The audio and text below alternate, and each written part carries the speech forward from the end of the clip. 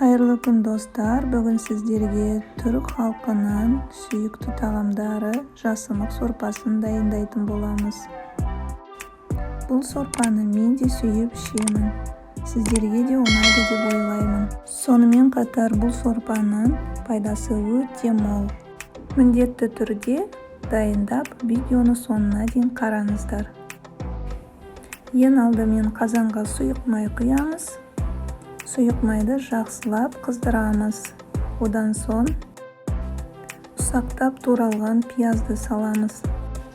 Жакшылап аралаштырып, шамамен 2-3 минуттай куурамыз. Одан соң 1,5 ас касык un салып, жакшылап аралаштырамыз. Унду салгандан кийин осы казанда шамамен 2 минуттай куурамыз.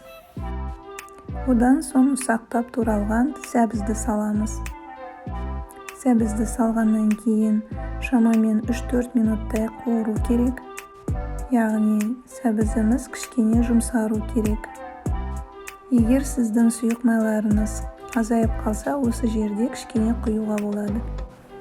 Одан соң томат пастасын саламыз. Томат пастасы эгерде куюу болса, кичкене суу куюп салууга болот.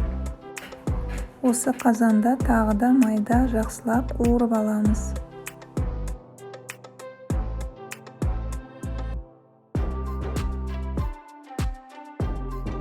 Енді жакшылап жуулган биздин жасымыкты саламыз.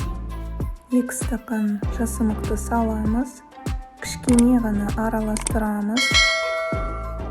Осы бизде куурулган пиязбен, сәбизбен жакшылап аралаштырамыз да үстүнө салкын суу куябыз.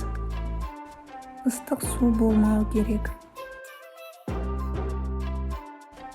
Какпагын жабамыз. Орташа отта кайнаганын күтөбүз. Осылай бизде міне кайнап баштады. Шамамен 20 минутта ол кайнап үлгереді.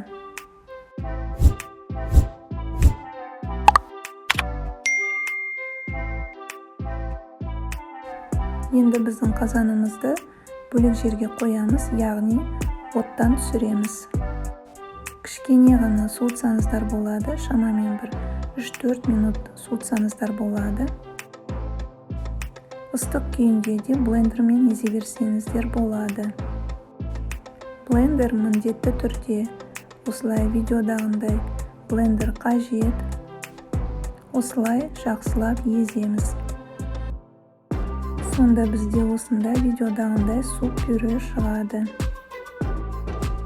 Осылай эң сонунда гана дәмине карай сорпаны туз бен буруш коссаңыздар болот. Ар бир тузду салгандан кийин міндетті түрде караңыздар, катты ащы болуп кетпесин. Каалооңузча кызыл буруш салсаңыздар да болот. Содан соң 5 минут кайнатамыз дагы да. Биздин сорпамыз дайын. Осындай бетинде кичкене көпүрөгү чыкса эчтене этпейди го, өзү азыр кичкене кетип калат. Биздин жасымык сорпамыз, яғни чечевичный суп дайын. Сорпаны берерде кичкене кызыл буруш сөгүп, лимон шырын сыгып салсаңыздар өтө дәмдүү болот. Мен өзүм солай ишкенди жакшы көремин. Видеону сонуна дейин карагандарыңызга рахмет. Каналга тиркелүүнү унутпаңыздар. Рецептпен міндетті түрде дайындап көріңіздер.